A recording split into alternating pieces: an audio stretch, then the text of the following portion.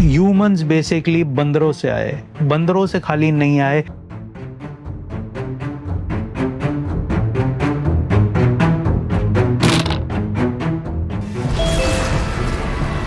Human evolution बहुत पुरानी है। कोई दूसरी पॉसिबिलिटी है जिसके अंदर मैं कनेक्टेड, सिक्योर अपने आप को फील कर सकता हूँ। सो जिस लेवल पे, जिस इवोल्यूशन पे ह्यूमंस आज हैं, तो वो ये पुरानी चीजें लेके आ रहे हैं।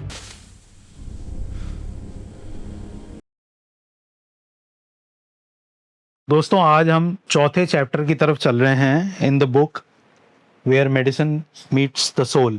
सो अब यहाँ से जर्नी इंटरेस्टिंग होती जाएगी। इसमें हम देखेंगे कि आखिर नर्वस सिस्टम की प्रोग्रामिंग कैसे है, माइंड मेरे कंट्रोल में क्यों नहीं है और उसको मैं किस तरीके से अपने कंट्रोल में ला सकता हूँ। हर समय एक सिक्योरिटी ढूंढने के लिए, एक डर में जीने के अलावा भी कोई दूसरी पॉसिबिलिटी है जिसके अंदर मैं कनेक्टेड, सिक्योर अपने आप को फील कर सकता हूँ। ये रीसेट और इसकी साइंस के बारे में बात करता है चौथा chapter, which is nervous system programming and it's evolution. तो इसके अंदर हम देखते हैं कि जैसा कि ये बताया गया कि ह्यूमन रेस आई, ह्यूमंस बेसिकली बंदरों से आए, बंदरों से खाली नहीं आए। ह्यूमन इवोल्यूशन बहुत पुरानी है। अगर आप ये देखें कि जैसे इवोल्यूशन में पहले स्टोन्स आए, फिर प्लांट्स आए, फिर एनिमल्स आए, फिर ह्यूमंस आए।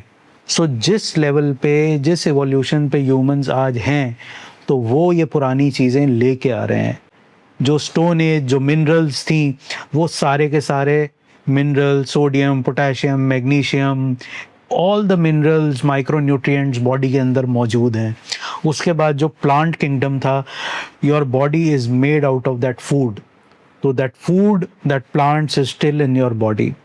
सिमिलरली जैसे जैसे इवोल्यूशन बढ़ा, जैसे जैसे नर्वस सिस्टम इवॉल्व हुआ, वो सारी चीज़ें अभी भी ह्यूमन बॉडी के अंदर हैं। तो इसमें अगर हम बात करें तो nervous system millions of years पहले, सबसे पहले देखा गया था आपके वाटर बीइंग्स थे जिसके अंदर लाइफ स्टार्ट हुई थी वाटर के अंदर। तो दैट वाज बेसिकली वो जो नर्वस सिस्टम का था, उसके अंदर जो क्रीचर जो थ्रेट को सेंस करता था, आपने देखा होगा इनिशियल के अंदर, that was a freeze mode. मतलब अगर उसको आप डराओगे, वो वहीं का वहीं खड़ा हो जाता था, रुक जाता था creature. So that was the programming of that nervous system, not to move, not to react. उसके बाद जैसे जैसे इवोल्यूशन बढ़ी, सेकेंडली आप देखोगे कि उसके बाद जो आया, फिशेज आई, या वो जब जिसके अंदर या तो वो रुकते हैं या वो भागते हैं या लड़ते हैं, फाइट एंड फ्लाइट वाले जो नर्व्स आई, वो चीज़ें आनी शुरू हुई। और फाइनली उसके बाद मैमेलियंस के अंदर से तीसरा नर्वस सिस्टम इवॉल्व हुआ, which moved from survival how to thrive. मतलब कि मैं कैसे कनेक्ट कर सकता हूँ, how can I be resourceful, एक जॉय लाइफ में कैसे हो सकता है, वो चीज़ें। तो इसको अगर हम समझें, इस नर्वस इवोल्यूशन को, तो पहले को तो हम मान लें कि that was newborn nerves जो कि स्टार्ट हुई। उसके बाद it was the youthful nerves and the latest is the mature nerves. So इसको साइंटिस्ट स्टीफन पॉर्जेस ने नाम दिया पॉलीवेगल थ्योरी। तो ये जो वेगस नर्व है आपकी बॉडी में, इज द लॉन्गेस्ट नर्व जो कि ब्रेन से शुरू होती है और नीचे स्टमक तक वो जाती है।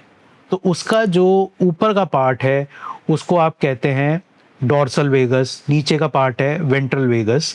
सो ये जो चीज़ें हैं ये पार्ट के अंदर आई। और दूसरा जो सिस्टम था that was sympathetic nervous system, which is the fight and flight. तो तीनों के तीनों नर्वस सिस्टम बॉडी के अंदर मेंटेन्ड है। Similarly the evolution of brain अगर आप देखेंगे तो सबसे पहले जो बेसिक रेप्टिलियन ब्रेन आप बोलते हो, वो ब्रेन स्टेम का पार्ट जो कि ब्रीदिंग और सब बेसिक फंक्शंस को केटर करता है, जो कि जिंदा रहने के लिए ज़रूरी है। उसके बाद जो है सेकेंडरी जो ब्रेन स्ट्रक्चर है, that is related to the emotional brain, जिसको कि मिड ब्रेन और रेप्टिलियन ब्रेन कहते हैं, जो कि सर्वाइवल के लिए इंपॉर्टेंट है।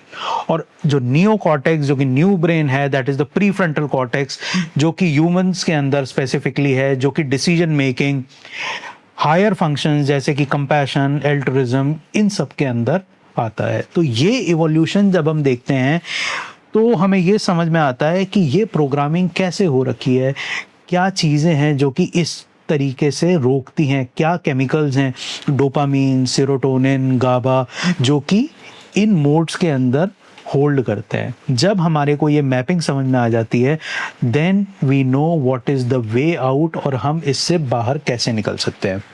सो बेसिकली 4th चैप्टर के अंदर the nervous system programming and evolution के अंदर we see about the evolution of the nerves, we see the evolution of the brain structures.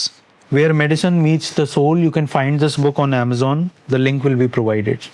And this gives us the foundation that the way out is possible, जिसके अंदर अब हम जब next chapter में देखेंगे awareness and the higher functions, वो कैसे इस चीज़ को यूज़ कर सकती है और अपने अकॉर्डिंगली ट्रांसफ़र करती है। तो ये जो इवोल्यूशन जब हम समझते हैं तो हमें ये समझ में आएगा कि जो हम ये कंटिन्यूस सर्वाइवल मोड में रहते हैं, सर्वाइवल मोड में का मतलब है कि एक थ्रेट के अंदर जी रहे हैं, एक एंगर में, एंजाइटी में, हेट में, फियर में। तो ये एक प्रोग्रामिंग का पार्ट है जो कि नर्व्स का हो गया, ब्रेन का हो गया, जिसकी वजह से बॉडी के अंदर जो इन्फ्लामेटरी लोड है, जो टॉक्सिक लोड है, ये हमारे प्रोग्राम के अंदर है जो कि उस फायर को बढ़ाए जा रहा है। जब हमने अब टोटल बकेट देख ली कि ये कहाँ कहाँ से भर रही है, अब जब हम बुक के सेकंड पार्ट में जाएंगे तो हम देखेंगे what is the way to restore, इसको ख़त्म करना, क्लियर करना, और इस प्रोग्रामिंग को स्ट्रक्चर करके हम पुराना छोड़ के नया कैसे स्ट्रेंथन कर सकते हैं।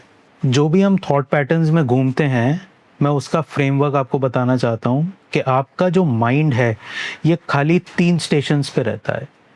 पहला स्टेशन है वरी स्टेशन, जिसको ब्रेन के अगर सर्किट में पूछा जाए तो उसका नाम होता है DMN, default mode network loop, जिसके अंदर आपकी गाड़ी घूमती रहती है। दूसरा स्टेशन है जिसको कहते हैं फोकस स्टेशन, जो कि है TPN, टास्क पॉजिटिव नेटवर्क, जो कि जब भी आप कोई काम कर रहे होते हैं तो आप उसके अंदर होते हैं। और तीसरा स्टेशन है जिसको कहते हैं इनसाइट स्टेशन, जिसको कहते हैं आहा मोमेंट। जब भी आपको लगता है ना यार कि ये चीज़ है, तो इसका मतलब है कि you are at insight station या आहा मोमेंट। तो ये जो तीनों स्टेशंस पे हैं, इस पे हम मेडिकली, जो कि हम इंटीग्रेटिव वेलनेस प्रोग्राम में करते हैं, आपको पेशेंट को ट्रेन किया जाता है कि कैसे एक स्टेशन से दूसरे स्टेशन पे अपने आप को लाया जाए, और हम सप्लीमेंट्स देते हैं जो कि न्यूरोट्रांसमीटर्स से हेल्प करते हैं आपको to align this balance. Thank you friends, thank you for your attention. Please do like and subscribe and share the video if you like it. Thank you.